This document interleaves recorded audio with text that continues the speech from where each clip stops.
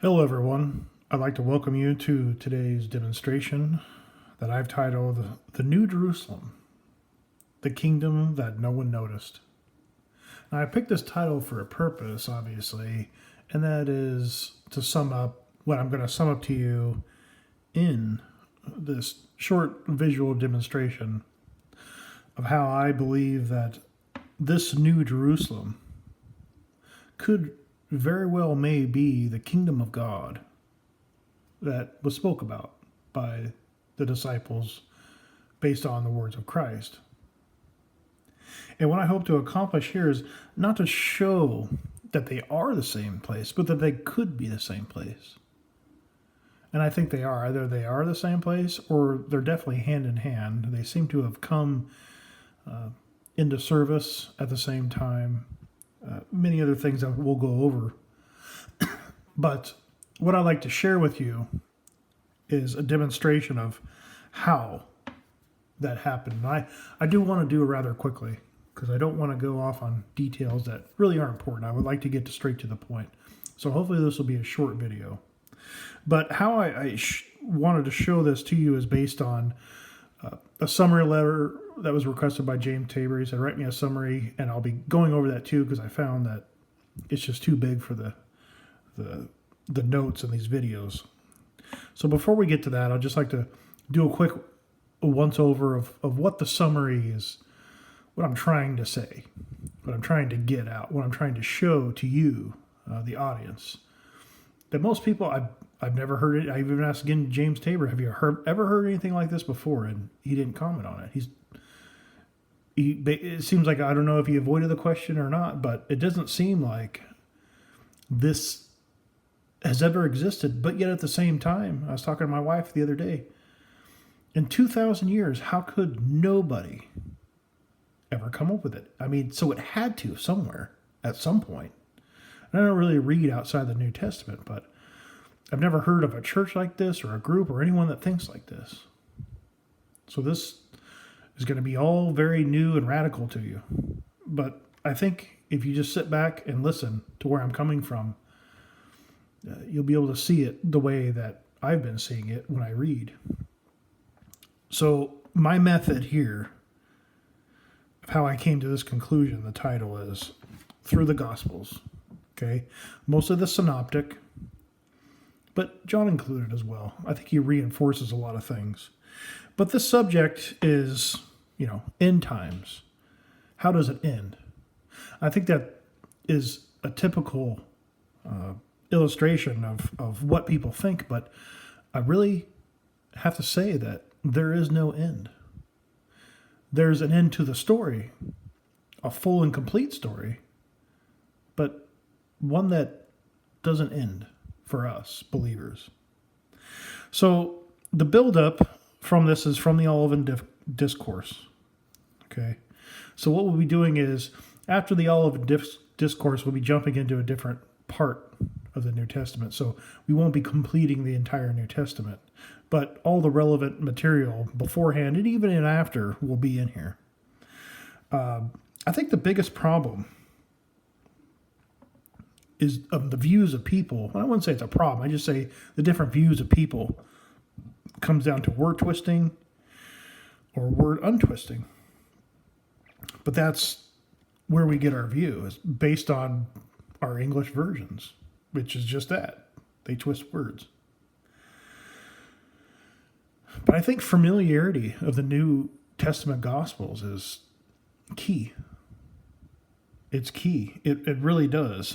You have to spend time with it. You have to read it on your own, not just little bits and pieces here and there, but you have to actually sit down and read it. And honestly, I think if you really did care, you would read a little bit here and there every day, and you just keep coming back to it because you're curious.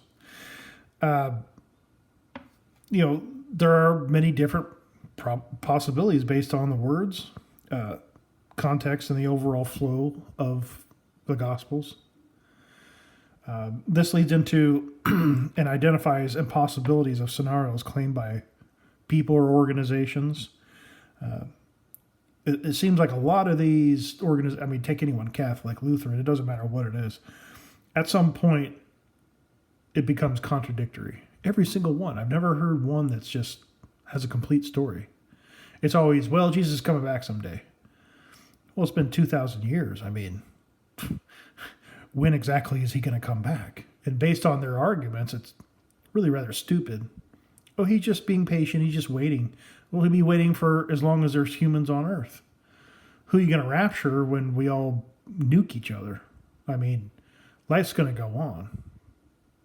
So I don't know where this endpoint that people bring up is, but again, it just takes time and research, getting to know the material of the Gospels, and that's how I came to this view. I just read it and I understood it, and it took a long time. You know, the Greek, you had to get back to pay people to, you know, tell me the different range of meanings in some words and certain parts, especially the most debated parts, argued over parts. But it just took time and work and effort. And I really do feel that if you don't put in the work, people will take advantage of you. They'll tell you things and you'll say, oh, wow, cool, I didn't know that. But are they correct or not? I think you'll find that it's not. And I think that's the biggest problem when people do start to read. It tells a different story from what they're being told. Then they go back to church and they ask about it. And, you know, a lot of times they just kind of get upset with you. Or they give you some dumb answer that doesn't really answer anything. But here, for this demonstration, we're going to focus on the Gospels, most of the Synoptic Gospels, okay? And we're going to ignore the rest. And I think this is key to understanding not only what I understand, but what is really being said to us. What is being conveyed to us? Because if we build a solid foundation of the understanding of the words of Christ, I think it will definitely become clearer. Now, a little bit more about this, but, you know, mostly we're taking from the Synoptic Gospels. Okay?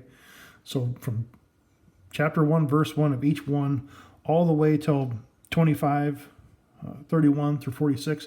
There are other things that come after this that you could put in there, but it's not it's not anything we're basing on here. Basically, when we get to 25, that's where we're going to go somewhere else.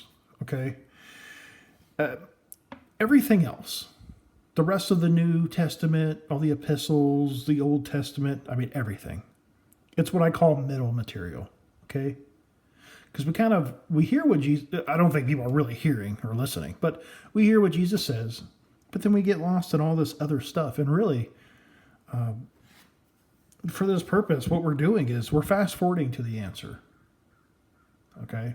We're leaving all this middle material out. But it's like, you know, I've demonstrated this before. It's like a 2 + x = 4 math equation. You know, the answer is correct. The one that I'm giving you, based off of what he says, I mean, that's what he said. It's correct. But all this stuff in the middle, you know, you look at Revelation, there's all these, you know, bowls of wrath, and we don't really know exactly. People claim they do, but we don't exactly know what's going on. But it doesn't matter, because it's something that happened in between these events. So whatever did happen or transpired is whatever happened.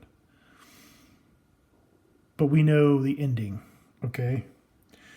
And, you know, we get lost with all this other material. It really does. It confuses, because everyone thinks that they have to, what did Paul say? What did Ezekiel say? What, you know, all this other material. But we'll get to that a little bit here, but I don't think people are listening to Christ. They're not. They're just not listening. And I think if they did, they'll find out quite easily that Jesus is the one with the authority. But everyone was telling me, you can't do that. You can't just take what Christ said and spit out an answer. It doesn't work that way. But it's funny, I have an answer, and their answers doesn't make any sense. Well, he's coming back someday. That's their answer. And it's going to be great. And you know what? To be honest with you, human beings like that. They would rather have the anticipation of it coming back, of Christ coming back. The anticipation is better than it actually happening. And that's just a human thing. But Again, we're going to ask ourselves, who has all the authority? Who? Who else has three witnesses? Who else does God appear to? I mean, did God appear to Paul or Peter or anyone else that we know of? No. Not even John the Baptist. But he did for Jesus a couple times. 3 times, if I'm not mistaken. And we have 3 witnesses for these events. And in every case, especially the most important stuff. For myself, I think if all 3 of them, and John too, if they all say the same thing, it's very important. Like loving God and loving your neighbor. Important stuff.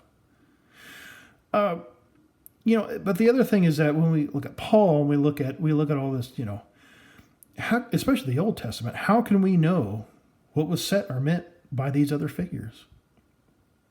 We don't know exactly what Moses said, or Ezekiel, or Jacob, or Jeremiah, or Samuel, or any of these other Old Testament figures, even Paul. If they did, then everyone would just agree. There wouldn't be any different religions. But there's numerous different religions based off of like one verse. One verse, someone looks at it differently, and they start a whole new religion. It's ridiculous. But people just get caught up with all these details.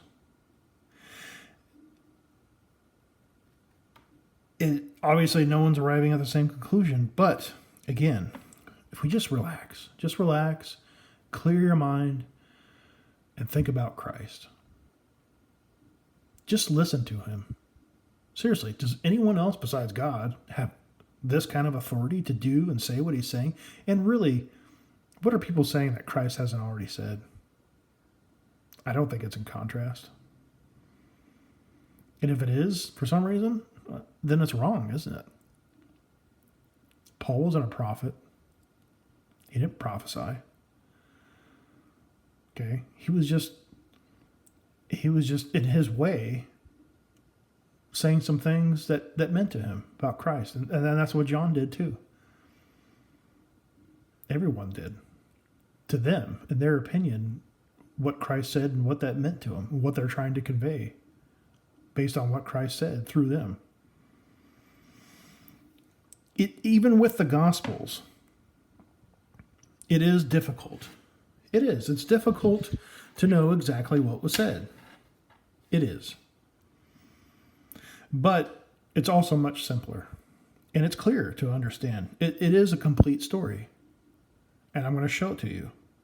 So we're going to go from the Gospels, right?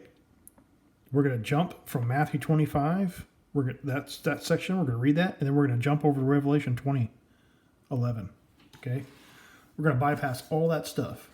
And and I'm going to put this to you as well. Revelation is the most authoritative book that we have, in my opinion. I mean, it's coming straight from God, straight from Jesus, straight from the angels. Okay? It's based on things that John is witnessing on some level, right? Now, this is going off the premise that there's only one judgment. I think most people would agree with that. There's only one judgment, right? In Matthew 25. That's just, they're all talking about the same thing, all right?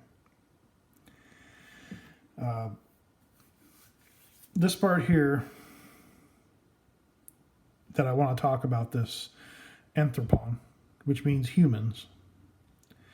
In Revelation, John, the author, let's just say there's 4 different places that John's talking about. He's talking about heaven, he's talking about earth, he's talking about all these different places where all these events are taking place at.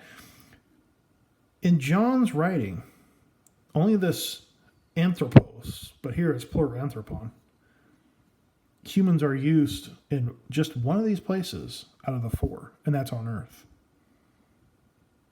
So I'll repeat that again. John, the author of Revelation, only refers to humans. You'll see it like in men or people, but really it's anthropos, anthropology, right? Humans. We're just humans. Sometimes it's men and him or he in the masculine, but it's women too. He only refers to humans on earth. That's it. The only other time that they uses anthropos to refer to something else is one like a son of man. Okay. And the other one is human and angelic measurements are the same. Remember he says measure it, but human measurements are the same as angelic. Okay. So it kind of, those are something I want to make you aware of, but they have nothing to do with the humans. They're in common with each other. But the only time, and this is very important,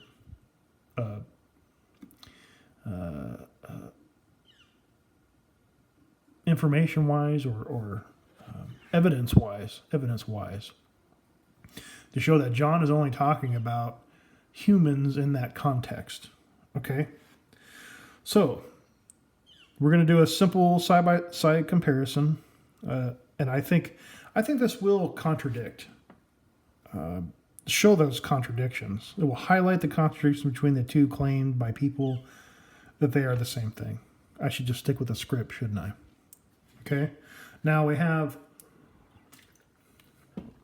in my opinion, the New Jerusalem and the Jerusalem, and they are not the same place. They're not the same thing. Everyone says that they are. I know you've heard that, but they can't be, and I will show you. And this anthropos, that's one of the big arguments. It's an irreconcilable argument. I asked James Tabor this again and again.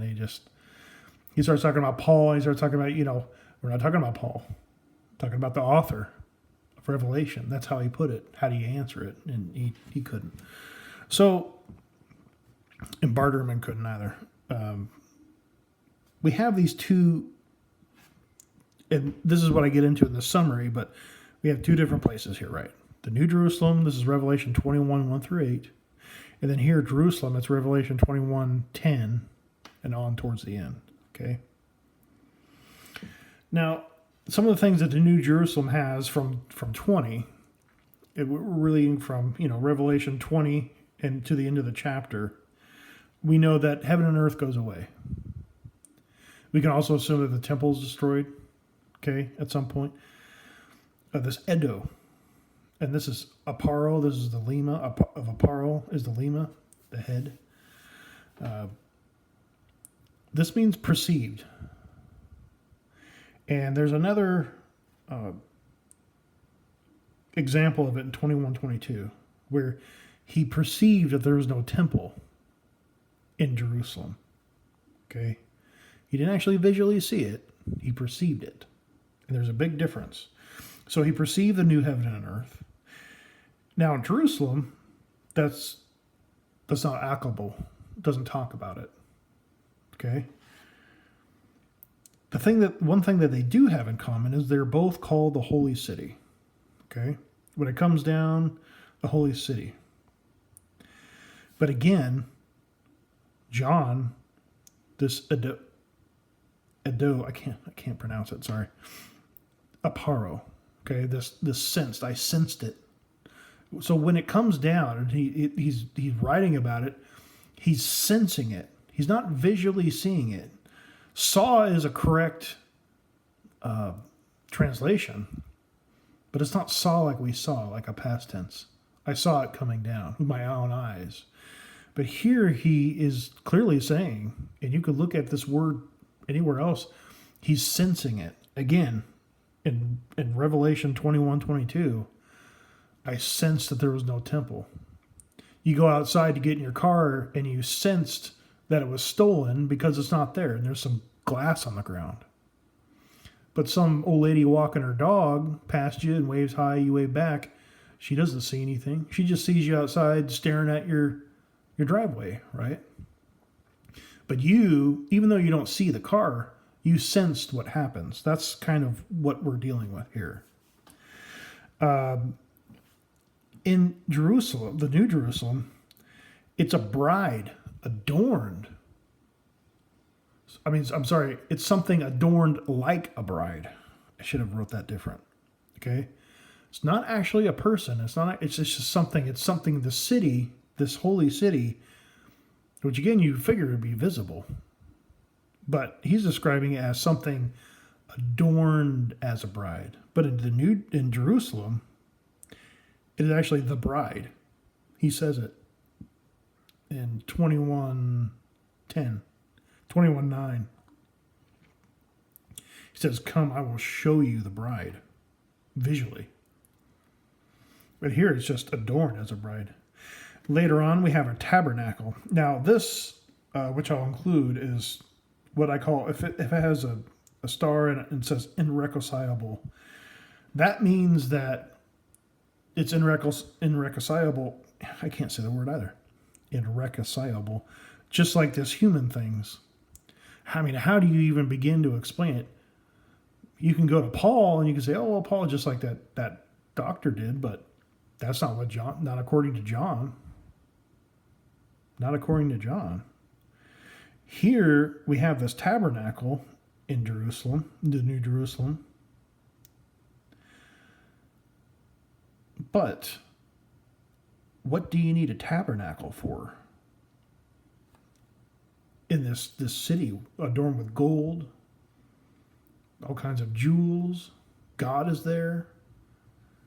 What do you need a tabernacle? Because this is the Old Testament reference to a tabernacle. It seems like they've gotten rid of the temple, which people will argue that God never wanted in the first place. He never wanted a temple. He never wanted animal sacrifice. He never, like Jesus said, this is a house of prayer, not a house of slaughter. But that's added. He didn't say that. But to have a tabernacle after this, Jesus has come back and brought the whole thing, it doesn't make any sense. Why would you need a tabernacle when you got God? And again, in Jerusalem, there is no temple. John said it. There is no temple there. And some people will say, well, you need a tabernacle because there is no temple. Why would you go back to an old system, like an earthly system? That doesn't make any sense. And I want to say this because everyone says this for some reason, but the city is not a temple. Everyone says, oh, the Jerusalem, they keep saying the New Jerusalem because they confuse it. They say, oh, excuse me, the city's a temple. Well, that's a lie. Nowhere does it say that. Okay. Again, we have this humans argument from above. Humans, it's irreconcilable. I should learn to say that word better, right? But guess what? Not once is a human referred to in Jerusalem. They are in the New Jerusalem, but not the Jerusalem. They're referred to as bondservants and nations and people, but not humans. In this New Jerusalem, God is dwelling with the people. Okay, God is among them, like the Old Testament. But in the Jerusalem, they're face to face. And it also says they have their name on their foreheads. Something that doesn't really appear to happen until right before this judgment, this destruction is about ready to take place. Okay. Here in the New Jerusalem, God wipes every tear from their eye. Okay, He's comforted them. I put that word in there. That's what it feels like. I'm going to wipe the tears from your eye. I'm going to comfort you. I got you. Kid fell on their bike. Daddy comes over, picks them up, kisses their boo-boo. Oh, it's okay. And everything's just better. Something like that. But here, there's a tree of life for healing of the nations. Okay? Do you see the differences? This is what I'm trying to... There's humongous differences, contradictions between the two. Here you have no more mourning, crying, or pain, but in the Jerusalem, there's no more curse. It just doesn't exist. Again, no throne in the New Jerusalem. Doesn't say anything about a throne being in the New Jerusalem either. But there's a tabernacle, which I think replaces the temple that was destroyed.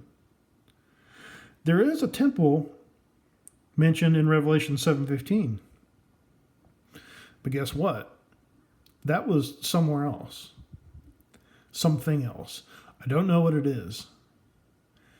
But people are being moved from earth to this place where they'll be given white robes.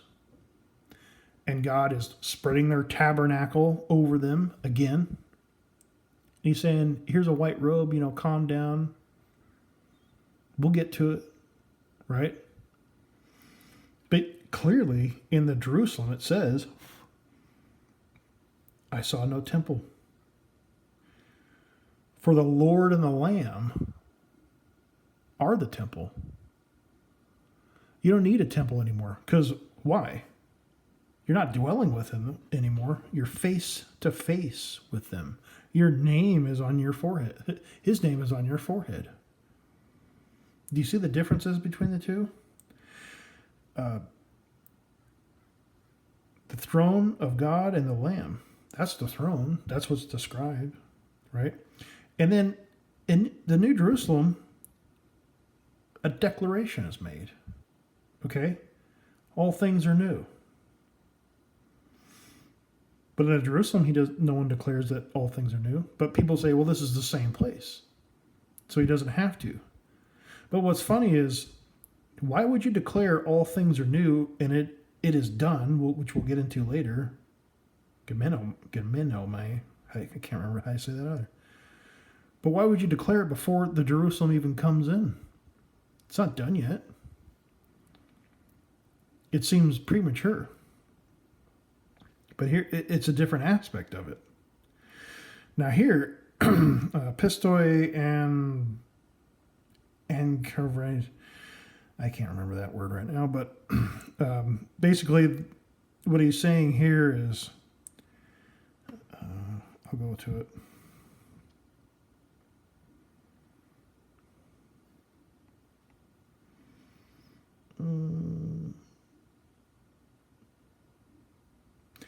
For these words are faithful and true.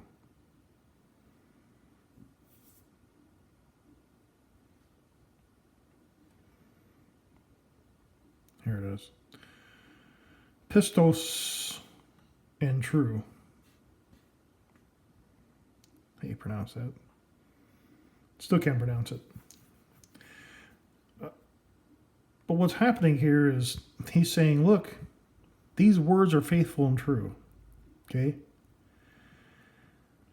He's saying, write it in the New Jerusalem. Write it. But in the Jerusalem, he says it again, and he's saying it. It's just a matter of fact. He's not saying write it. Here he is, here he's not. For these words are faithful and true. After that, gigomai, it is done. That means to be. Okay? I am the Alpha and the Omega. He says that. He declares it. It's done. Not Jerusalem. Doesn't say it at all. It seems that Jerusalem is pre-existent in some way. It's always been there.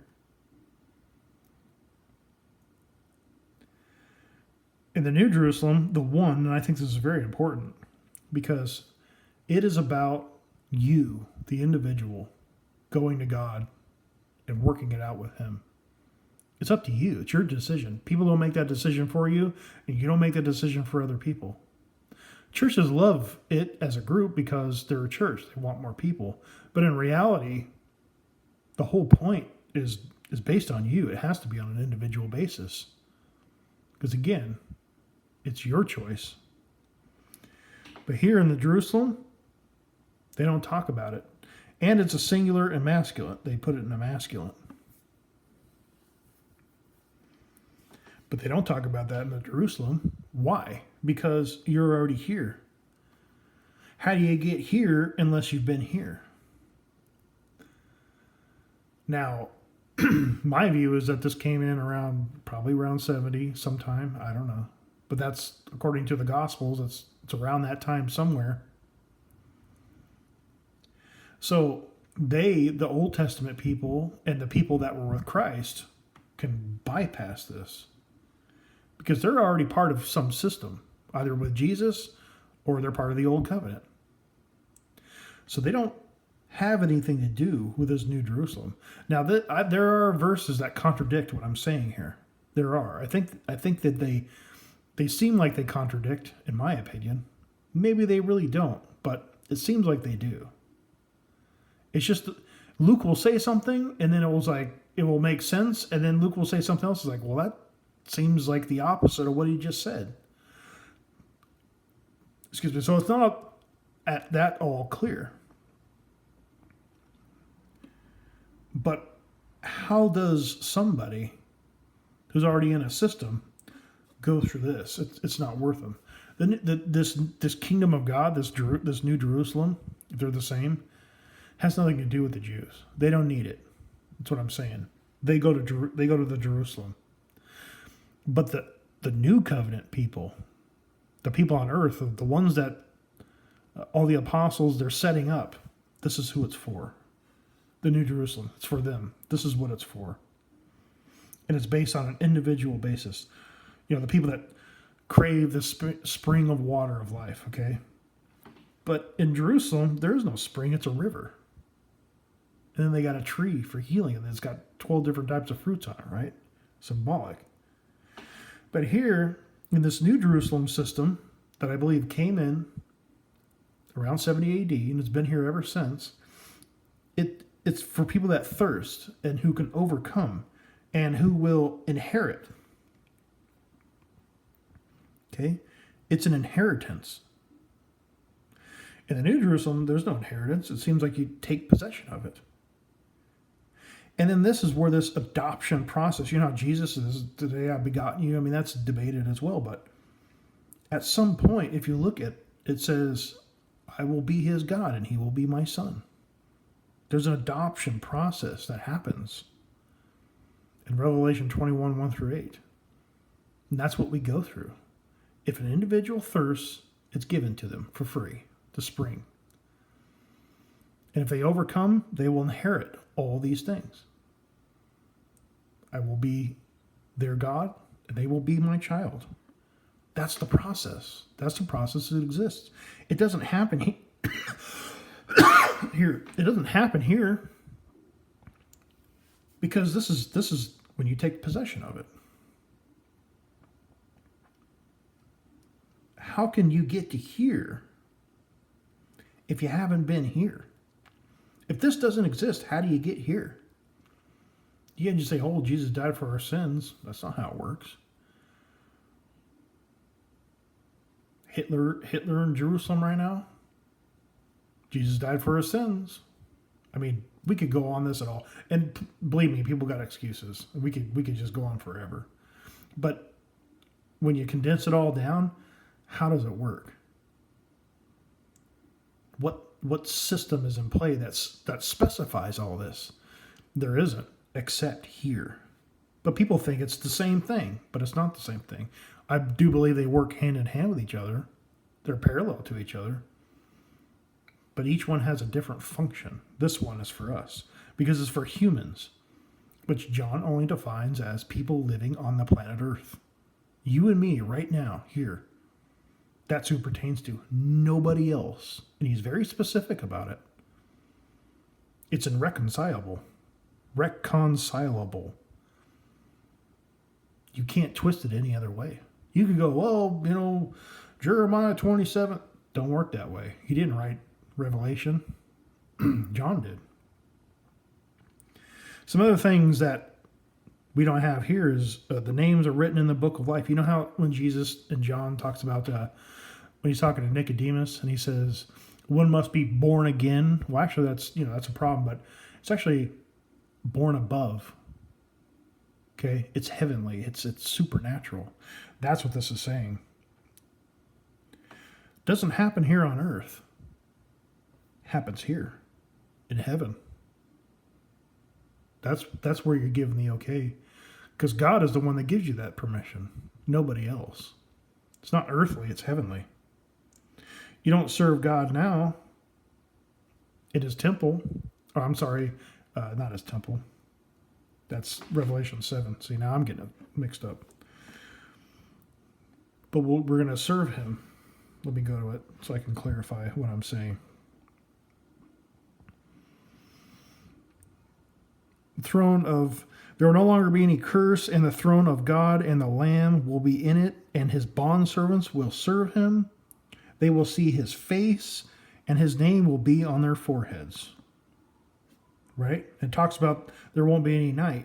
That's how there can be night in Jerusalem, but not here, because we're not there. This metaphorical light is shining on us. Okay, so we're serving him. The light, we see his face. Doesn't say anything about seeing his face here. We're dwelling with him. God will be among them. Just like it was in the Old Testament. We've reverted back to that old system because it seems like that's what God wanted. But it's spiritual now. It's not something you can destroy anymore. You can't fake it. You can't go to church and just, hi, everyone, and pretend to be a good person, because he knows if you're a jerk or not. He knows if you're faking it. But none of these things are here in the New Jerusalem, yet they're here in the Jerusalem. Now, some other things, when we get into that Jerusalem, right? The kings of the earth will bring their glory into it. How's that going to happen if the whole world's been destroyed? It doesn't make any sense. Because people do believe, and it actually never says that either of these two actually come down and touches earth. It doesn't say that. It just says it's coming down from heaven. That's it. That's all. And again, we have this chapter break when John is moved from a high mountain. And it says again, coming down. So is it the same coming down, or is it two different things coming down? But it doesn't say that it touched the earth.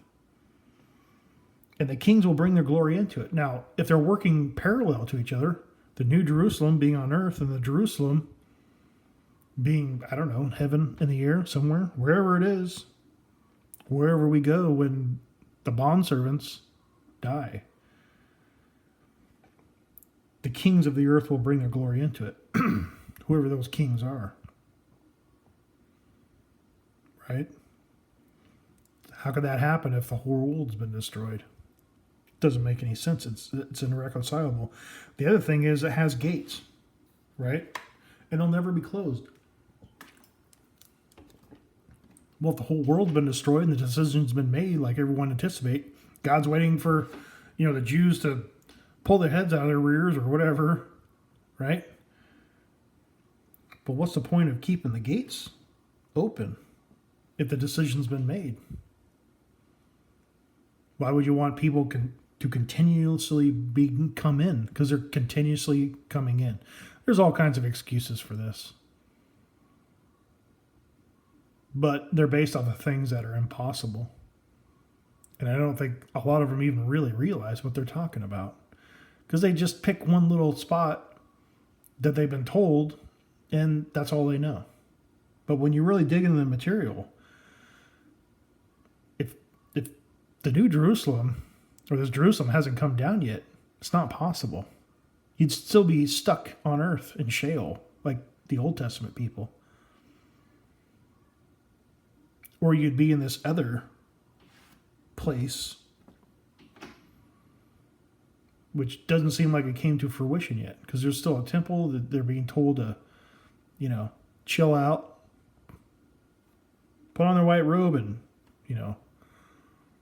have a seat, take a number, right?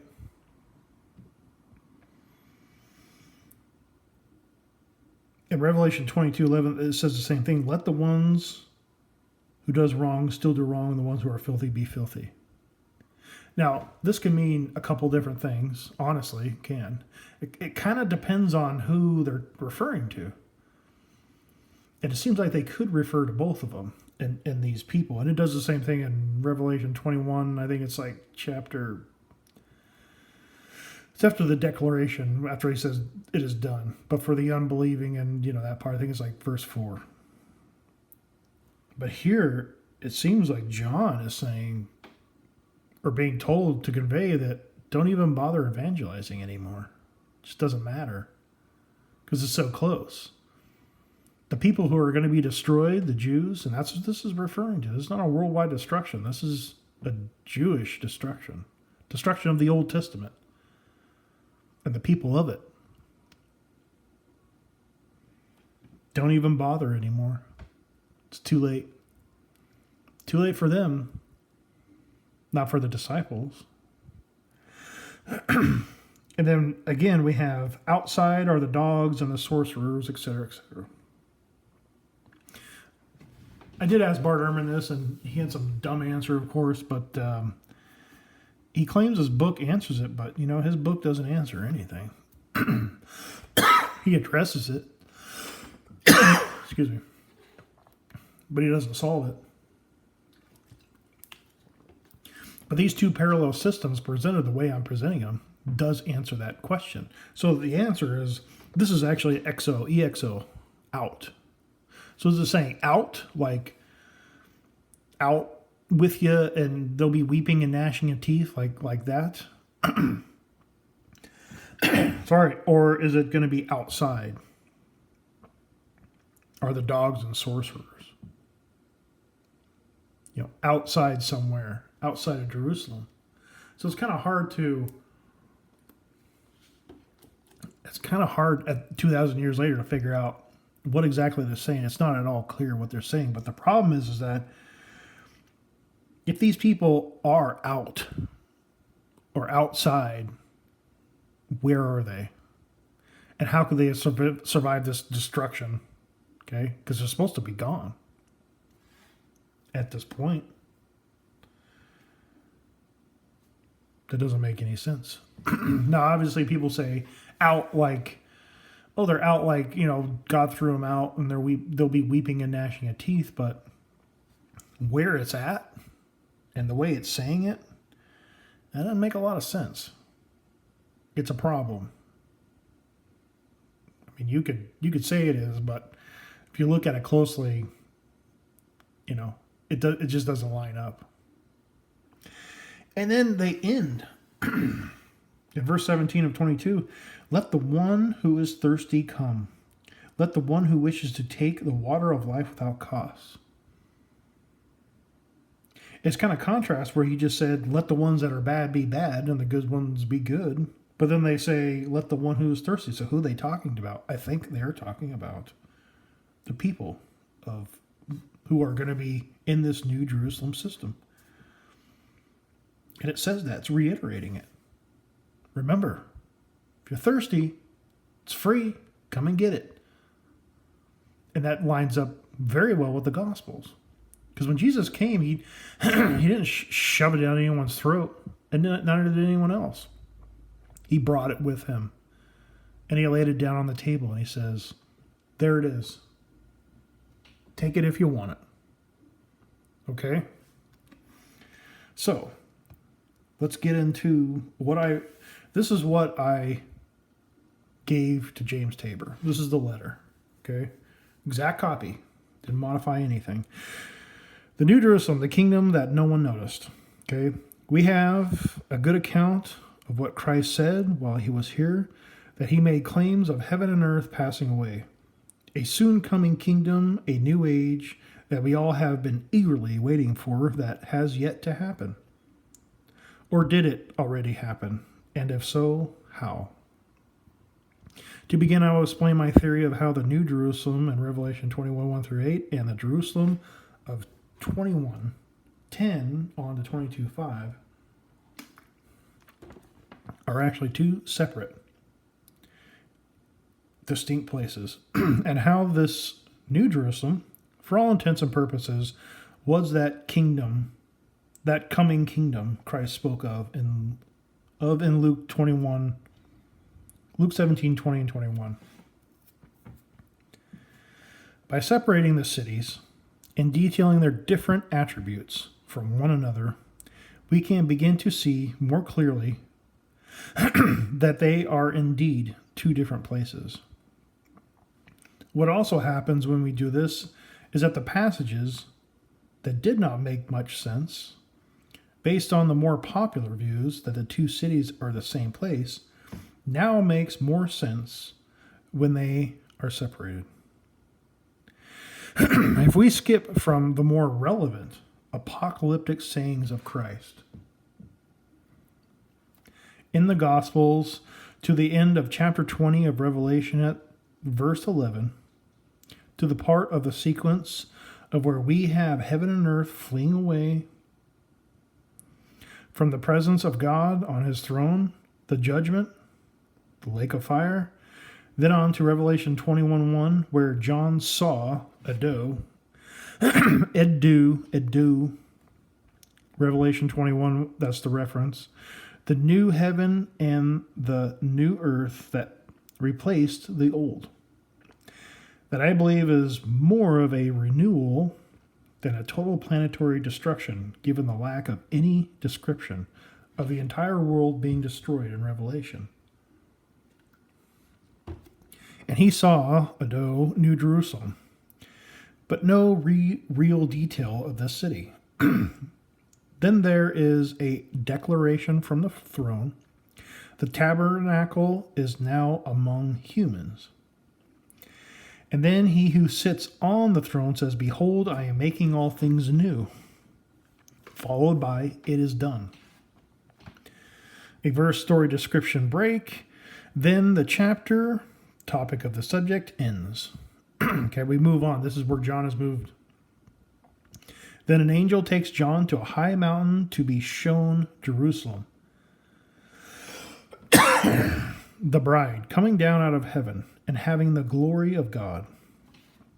Something absent from John's description of the new Jerusalem that he described as just being adorned as a bride. Read carefully with the premise that these two cities are the same place, one would start to notice inconsistencies. Like, why would the author refer to this city as New Jerusalem and then later Jerusalem if they were the same city? A question which has still never been answered. When we read through and begin to compare one with the other in Revelation 21:1-8, New Jerusalem with Revelation 21:10 and on, Jerusalem side by side, we start to notice these inconsistencies with the view that they are the same place, such as, what would be the point of dwelling with God in a tabernacle if we, bondservants, are face to face with God and the Lamb? What good is a spring to a river of the water of life and a healing tree too? What would be the purpose of both? Obviously, one would be inferior to the other unless they are separate places. We will still be humans. Will we still be humans after our earthly death while with God? Not according to John. Exactly how are kings and nations going to, at this point, be bringing their glory into it? Unless both are operating simultaneously. This is all post-judgment in sequence. And that's the other thing. When we look at these things, when Jesus talks and we look at the New Testament, Jesus talks and he gives a timeline. So when these events happen, this timeline as it plays out has a sequence. Okay? It's this, then it's this, then it's... And they all line up. Revelation, you can even take Daniel. You can line them up with each other. It's not a perfect fit, but you can definitely tell that it has a sequence. So, this is all post-judgment and sequence, so why leave the gates open unless people are going to be continuing to come through them? Why are the bad people outside exo? The gates, if they have been sorted and destroyed already, unless there's still something ongoing. So this is a question. It's like, who are those people? What are they doing here? And is it out or is it outside? You know, it's one of those things I don't think you'll ever be able to resolve. Also note that what is described in Revelation 21:1-8 are all things that are possible on planet Earth. Whereas Jerusalem consists of things that would not be possible on our planet. Okay, do you see the difference between the two? One would be possible, one would be impossible. And this is more about the anthropos, humans. The author only refers to anthropos, humans, as things located on Earth and nowhere else. Those two exceptions where they say, I saw one like the Son of Man, but he didn't call him a human. And then the apparently human measurements are same as angelic. So I don't know if it's a metric system or what, but we're going to find out. Further evidence that supports this view that New Jerusalem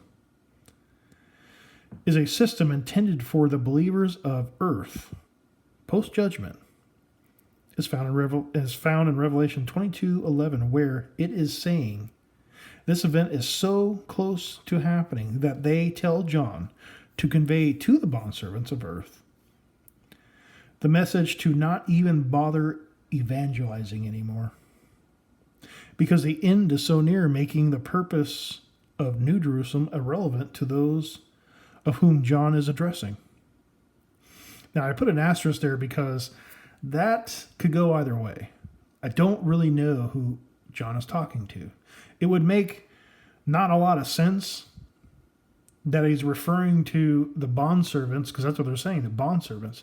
But there's two different groups of bondservants there.